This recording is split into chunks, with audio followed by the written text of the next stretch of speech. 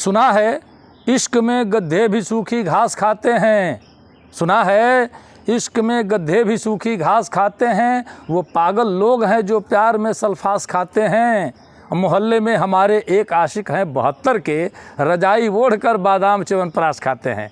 नमस्कार, मैं हूँ बादशाह प्रेमी। आज दिनांक 26 अक्टूबर दिन गुरुवार शाम 7 बजे से सर्वोदय मेला समिति जवाहर बाग अमनौर में उपस्थित हो रहा हूँ। तमाम कवियों की उपस्थिति वहाँ होगी। पंडित भूषण त्यागी सहित तमाम बड़े कवि वहाँ उपस्थित हो रहे हैं। आप मित्रों से निवेदन है, अगर आप अगल बगल से हैं, अमनौर मेला के अगल बगल हैं, तो आइए। सारण परिक्षेत्र का यह कार्यक्रम बड़ा ही अद्भुत होने वाला है। सर्वोदय मेला समिति जवाहर बाग अमनौर सारण बिहार के कार्यक्रम में